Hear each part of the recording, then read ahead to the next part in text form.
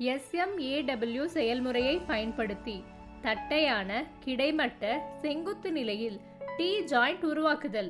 Making T joint in flat, horizontal, vertical position using SMAW process. Shielded metal arc welding. SMAW என்பது அடிப்படையில் மிக சிறந்த திறன் கொண்ட வெல்டிங் நுட்பமாகும். இது பைப்பிங், எனர்ஜி மற்றும் எலக்ட்ரிக்கல் தொழில்முறைகளில் பரவலாக பயன்படுத்தப்படுகிறது.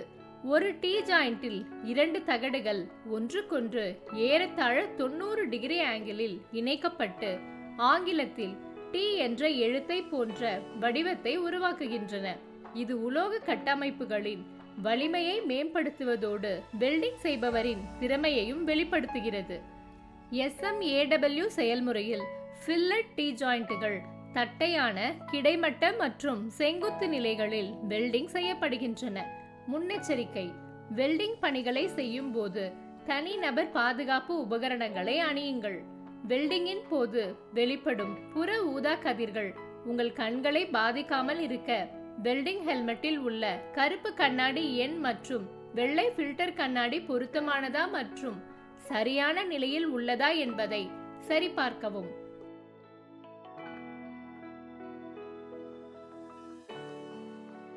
இந்த வெல்டிங் செயல்முறையை புரிந்து கொள்ள ஹாக்ஸா, கேஸ் கட்டர் அல்லது பவர் மிஷின் பயன்படுத்தி இரண்டு லேசான எஃகு தகடுகளை 150 x 50 x 10 மில்லிமீட்டர் அளவிற்கு வெட்ட வேண்டும். பின்னர் மேற்பரப்பிலிருந்து துரு மற்றும் தூசி ஆகியவை ஃபைல் அல்லது கிரைண்டரை பயன்படுத்தி சுத்தம் செய்யவும்.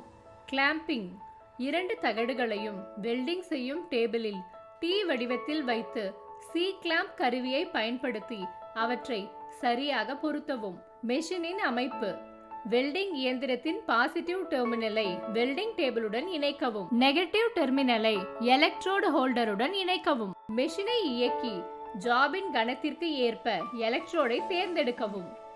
ஆங்கிள் மற்றும் மின்னோட்ட அமைப்பு: எலக்ட்ரோடு ஹோல்டரில் வெல்டிங் கோட்டிற்கு 75 முதல் 80 டிகிரி ஆங்கிளிலும் தகடுகளுக்கு இடையில் 45 டிகிரி ஆங்கிளிலும் எலக்ட்ரோடை வைக்கவும்.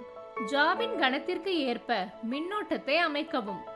ஆர்க்கை உருவாக்குதல்: ஜாபில் இருந்து சுமார் 12 மில்லிமீட்டர் தூரத்தில் ஸ்கிராப் துண்டுகளை வைக்கவும். ஆர்க்கை உருவாக்க ஸ்கிராப்புடன் எலக்ட்ரோடை தொடர்பு கொள்ளுமாறு செய்யவும். பின்னர் மெதுவாக அதை ஸ்கிராப்பில் இருந்து ஜாபை நோக்கி கொண்டு செல்லவும். T வடிவத்தில் ஜாபில் டேக் வெல்டு செய்யவும்.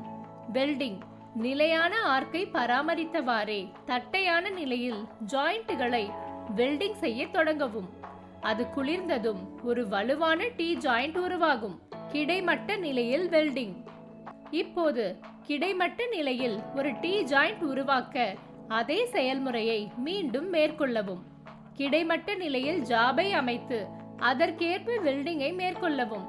செங்குத்து நிலையில் வெல்டிங்: செங்குத்து நிலையில் ஒரு T ஜாயிண்ட் உருவாக்க ஒட்டுமொத்த செயல்முறையையும் மீண்டும் செய்யவும். செங்குத்து நிலையில் ஜாபை அமைத்து அதற்கேற்ப வெல்டிங்கை செய்யவும். வெல்டிங்கை முடித்த பிறகு மெஷினின் இயக்கத்தினை நிறுத்தவும். வெல்டிங் செய்த ஜாபை டாங்ஸ் பயன்படுத்தி பிடித்து வெல்டிங் செய்யும் டேபிளில் வைக்கவும். ஒரு சிப்பிங் சுத்தியலை பயன்படுத்தி ஸ்லாக்கை அகற்றி ஸ்பேட்டர் செய்யவும். பின்னர் ஒரு வயர் பிரஷ் மூலம் ஜாபை முழுவதுமாக சுத்தம் செய்யவும். இறுதியாக வெல்டிங்கின் தரத்தை அறிய ஜாபை சரிபார்க்கவும். வெல்டிங் செய்யும் போது இந்த பாதுகாப்பு முன்னெச்சரிக்கைகளை பின்பற்ற வேண்டும்.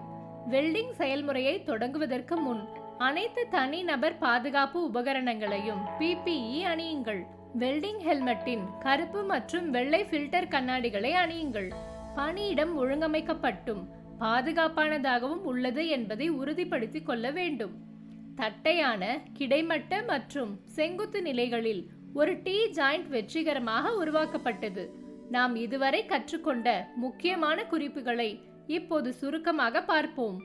ஒரு T ஜாயிண்டில் இரண்டு தகடுகள் ஒன்றுக்கொன்று ஏறத்தாழ 90 டிகிரி ஆங்கிளில் இணைக்கப்படுகின்றன.